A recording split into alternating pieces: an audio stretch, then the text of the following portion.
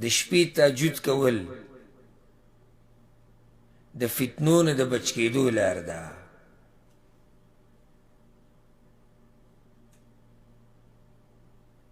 د څه لار ده؟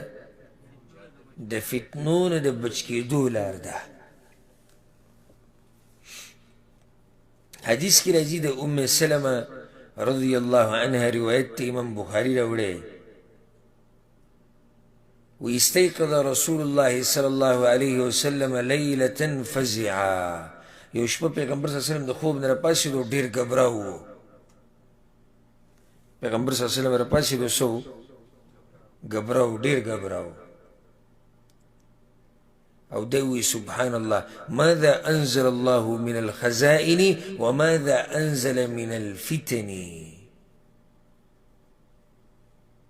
سبحان الله وی نن شپه الله څه ناشنا رحمتونه را نازل کړي دي او څه ناشنا فتنې نازلې کړي. فتنې م راکوزې شوې دنیا ته، ورسره رحمتونه. من یوقظ صواحب الحجرات، دا کوټو والا به څوک راپاڅي؟ کوټو والا مراد څوک؟ د پیغمبر صلی الله علیه وسلم بیبیانې، یعنی ام سلمه ته وایي یا خوا کې چې ته کومه بیبي دی ته چې لاړه شه دا کوټو والا راپاڅوه. لکی یصلین، چې مونځ وکړي. اوس سوال دا دی د دې خبرې څه مطلب شو چې فتنې نازلې شوي دي او رحمت نازل شو، کوټو والا به څوک راپاڅي؟ بارک الله فیک. دا کوټو والا به څوک راپاڅي چې مونځ وکړي، عبادت وکړي، نو په دې رحمت کې به کوم رحمتونه چې د شپې نازل شوي دي په نننۍ شپه کې، نننۍ شپه کې په دې کې به ورته برخه میلاو شي، او کمې فتنې چې راکوزې شوي دي د هغې نه به په امان شي. نو څوک چې تهجد کوي الله یې د فتنو نه ساتي. څومره لوی فضیلت دی. خصوصا د نن سبا په دور کې فتنې څومره ډېرې شوي دي. که هغه فتنه د شبهاتو ده او که فتنه د شهواتو ده، هره فتنه په زور او شور سره روانه ده. نو په دې د فتنو په دې چپو کې د بچ کېدو یوه لار هغه دا ده چې یو سړی د شپې تهجد کوي. ځکه چې د شپې رحمتونه هم راورېږي، فتنې هم نازلېږي.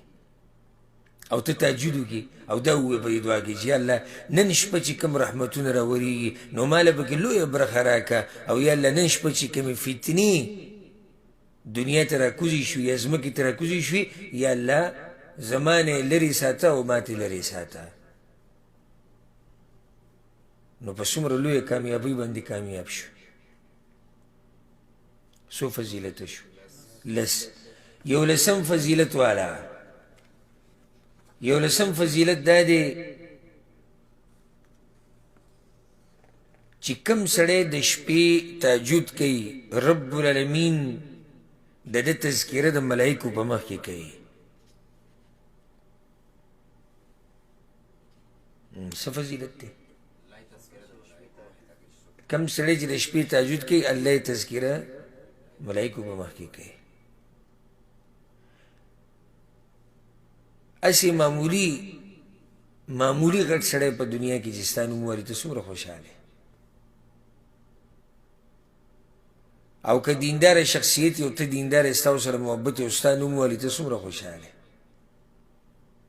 بیا سم خیال دی چې الله ستا نوم وایي او د چا په مخ کې وایي؟ ملایکو په مخ کې. الله اکبر. دا معمولي خبره څومره غټه خبره ده.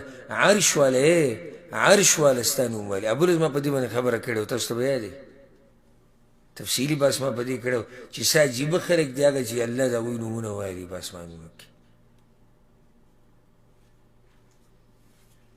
حدیث کې راځي، په دې به ته دلیل وښایو. عبدالله بن مسعود وایي پیغمبر صلی الله علیه وسلم دا خبره کړې ده، ګوره دې حدیث ته زړه به دې ټوپونه ووایي د خوشحالۍ نه، خو په شرط دی چې عمل پرې وکړي. هسې په څه خوشحالېږي؟ لکه یو سړي ډډه لګولې ده او ته ورته د شپې تهجد چې څوک کوي الله یې تذکره کوي په اسمانونو کې، سبحان الله سبحان الله. دا خو ډېر اوچت نعمت دی دا خو ډېر کښېنه لږ کومې نو هسې خوشحالېږم ورته هسې څه ته خوشحالېږي ویې که نو دا نعمت به راته میلاو شي پیغمبر صلی الله علیه وسلم وی عجب ربنا من رجلین الله تعجب وکړو د څو کسانو نه دوو نه اولنی څوک دی موږ هم دا یو ذکر کړو ځه چې خبره ډېره نه اوږدېږي کوم چې زموږ مقصد دی رجل ثار عن وطائه ولحافه یو سړی دی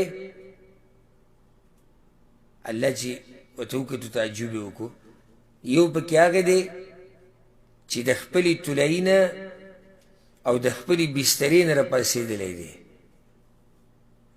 من بین اهله و حبه د خپل کور والو د منځ نه راپاڅېدلی دی د هغه خلکو د منځ نه راپاڅېدلی چا سره چې محبت دی الی صلاته څه ته راپاڅېدلی منځه ته دا کوم مونځ دی تهجد دی نو الله څه وایي ګوره یا ملائکتي ای زما ملائکو انظروا الى عبدي زما د عجیبه بنده ته وګورئ که الله ملائکو ته وایي وایي زما دې بنده ته وګورئ که نه ثار من فراشه ووطائه ومن بين حبه واهله الى صلاته وګورئ ورته خپله طلایي پرېښودې ده خپله بسترې پرېښودې ده د خپل کور والو د منځ نه د هغه چا سره چې محبت کوي د هغوی د منځ نه راپاڅېدلی دی ما ته ولاړ دی مونځ کوي ولې مونځ کوي رغبة فيما عندي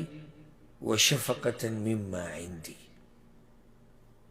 ولې وایي دی هغه څه چې ما سره دي د هغې امید ساتي څه شی دی جنت دی او هغه څه چې ما سره دي د هغې نه یېرېږي څه شی دی جهنم دی یعنې د جهنم د یېرې نه او د جنت امید نه د جنت امید د لاسه او د جهنم د یېرې د لاسه دی ولاړ دی دا حدیث امام احمد راوړی نو فضیلت دی حدیث کې ښه واضحه دی چې څوک د شپې تهجد کوي نو څه الله یې د ملایکو په مجلس کې تذکره کوي نو کوم ځای کې دي هغه ځوانان چې د شپې تهجد به شروع کړي کوم ځای کې دي هغه مؤمنان چې دا غواړي چې الله زموږ نوم په اسمانونو کې واخلي کوم ځای کې دي هغه ځوانان چې دا غواړي چې الله زموږ تذکره په هغه اوچتو مجالسو کې وکړي